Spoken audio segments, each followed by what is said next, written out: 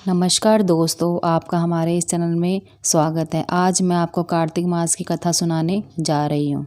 एक नगर में एक ब्राह्मण दंपति रहते थे। वे दोनों प्रतिदिन 7 कोस दूर गंगा यमुना नदी में स्नान करने जाते थे। इसलिए दूर आने जाने से ब्राह्मण की पत्नी थक जाती थी। एक दिन उसने अपने पति से कहा कि हमारा एक पुत्र होता तो कितना अच्छा रहता। पुत्र के बहू आती तो हमें घर वापस जाने पर खाना बना हुआ मिलता और बहू घर का काम भी कर देती। अपनी पत्नी की बात सुनकर ब्राह्मण ने कहा कि तूने बात तो सही कही है, चल मैं तेरे लिए बहू ला ही देता हूँ। ब्राह्मण ने कहा कि एक पोटली में आटा डालकर कुछ मोहरे रख दे। ब्राह्मण के कहे अनुसार उसने पोटली बांध कर दे दी। पोटली लेकर ब्राह्मण चला गया। ब्राह्मण सफ़र के दौरान यमुना के किनारे बहुत ही सुंदर लड़कियाँ दिखाई दी। वे रेत में घर बनाकर खेल रही थी। उनमें से एक लड़की ने कहा कि मैं अपना घर नहीं बिगाड़ूंगी, मुझे तो रहने के लिए घर चाहिए। लड़की की बात सुनकर ब्राह्मण मन ही मन सोचने लगा कि बहू बनाने के लिए यही लड़की उचित है। जब वह लड़की जाने लगी तो ब्राह्मण भी उसके पीछे पीछे उसके घर चला गया। वहां जाकर ब्राह्मण ने उस लड़की से कहा, बेटी, कार्तिक मास चल रहा है, इसलिए मैं किसी के घर खाना नहीं खाता। मैं अपने साथ आटा लेकर आया हूँ। तुम अपनी माता से पूछो कि क्या वह मेरे लिए आटा छानकर 4 रोटी बना देगी। यदि वह मेरा आटा छानकर रोटी बनाएगी तो ही मैं रोटी खा लूँगा।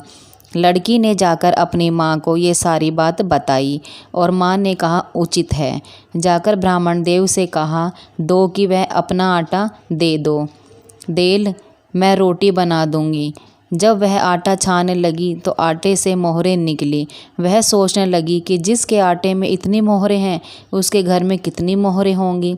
जब ब्राह्मण खाना खाने बैठा तो लड़की की माँ ने उस ब्राह्मण से कहा, क्या आपका कोई लड़का है और क्या आप उस लड़के की सगाई करने जा रहे हो।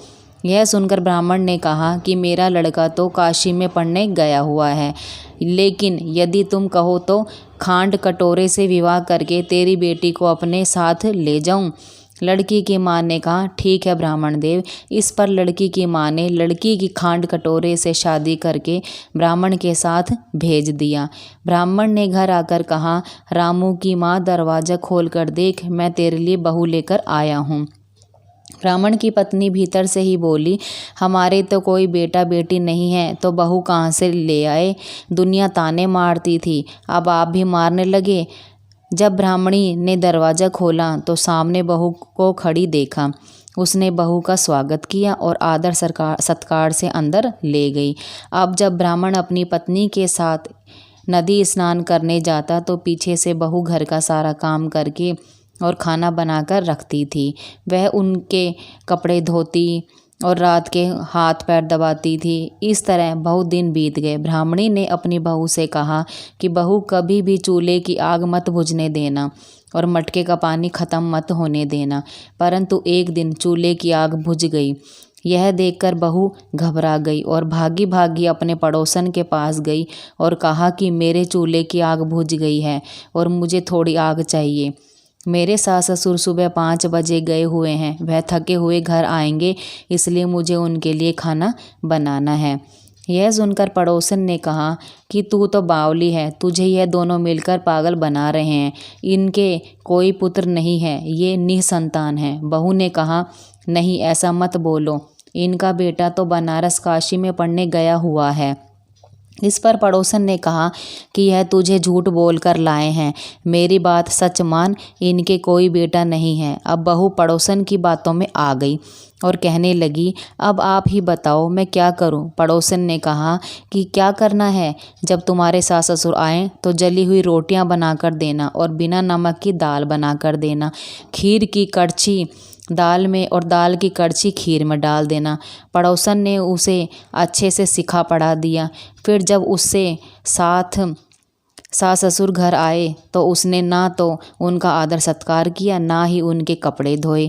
जब उसने सास ससुर को खाना दिया तो सास बोली, बहू आज यह रोटियां जली हुई क्यों हैं और दाल भी अलूनी है।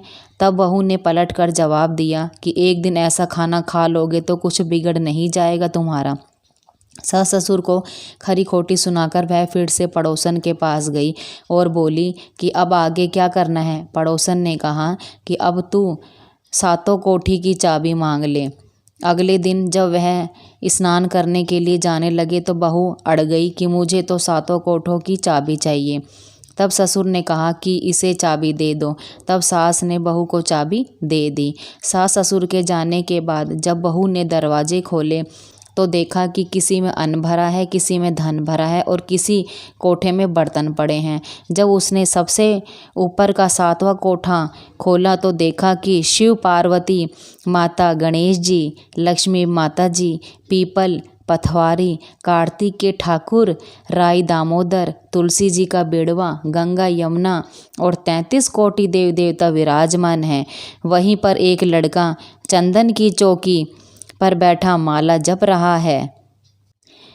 यह सब देखकर उसने लड़के से पूछा कि तुम कौन हो। तब लड़का बोला कि मैं तेरा पति हूँ, अभी दरवाज़ा बंद कर दे, जब मेरे माता पिता आएंगे तब दरवाज़ा खोलना। यह सब देखकर बहू बहुत खुश हुई और 16 श्रृंगार कर सुंदर वस्त्र पहनकर अपने सास ससुर का इंतजार करने लगी। उसने अपने सास ससुर के लिए अच्छे अच्छे पकवान बनाए। जब उसके सास ससुर घर पर आ गए तो उसने उनका आदर सत्कार किया और प्रेम पूर्वक खाना खिलाया और हाथ पैर दबाने लगी। पैर दबाते दबाते बहू ने कहा, माँ आप इतनी दूर गंगा यमुना स्नान करने के लिए जाती हो तो आप थक जाती हो, इसलिए आप घर पर स्नान क्यों नहीं करती हो। यह सुनकर सास कहने लगी कि बेटी गंगा यमुना घर पर तो नहीं बहती। तब उसने कहा, हाँ माँ जी बहती है, चलो मैं आपको दिखाती हूँ। जब बहू ने 7वां कोठा खोल कर दिखाया तो उसमें शिव जी, पार्वती जी, गणेश जी, लक्ष्मी जी, पीपल पथवारी जी, कार्तिक के ठाकुर, राई दामोदर, तुलसी जी का बेड़वा, गंगा यमुना बह रही है और 33 कोटि देव देवता विराजमान है। वहीं चौकी पर बैठा एक लड़का माला जप रहा है। माँ ने उसे देखकर कहा कि बेटा तू कौन है। लड़का बोला, माँ मैं तेरा ही बेटा हूँ। तब ब्राह्मणी ने पूछा कि तू कहाँ से आया है। लड़के ने जवाब दिया, मुझे कार्तिक ने भेजा है। माँ ने कहा, बेटा यह संसार कैसे मानेगा कि तू मेरा बेटा है। माँ ने कुछ विद्वान पंडितों से मदद मांगी। पंडितों ने कहा कि इस पार बहू बेटा खड़े हो जाएं और उस पार माँ खड़ी हो जाए। माँ ने चमड़े की अंगियां पहनी हो और छाती में से दूध की धार निकलकर बेटे की दाढ़ी मूछ भीगे और पवन पानी से गठजोड़ा बंधे, तब मानेंगे कि यह इस माँ का ही बेटा है। उसने ऐसा ही किया। चमड़े की अंगियां फट गई और छाती में से दूध की धार निकलकर बेटे की दाढ़ी मूछ भीग गई। पवन पानी से बहू बेटे का गठजोड़ा बंध गया। यह सब देखकर ब्राह्मण और उसकी पत्नी की खुशी का ठिकाना ना रहा। तो यह थी कार्तिक मास की कथा। हे कार्तिक के ठाकुर जी, जैसे ब्राह्मण और ब्राह्मणी को बहू बेटा दिया वैसे सबको देना। कार्तिक मास की कथा कहने, सुनने, हुकारा भरने वाले को सब पर कृपा बनाए रखना। यह वीडियो आपको कैसी लगी कमेंट में ज़रूर बताएं। वीडियो को लाइक करें, शेयर करें एंड सब्सक्राइब करना ना भूलें।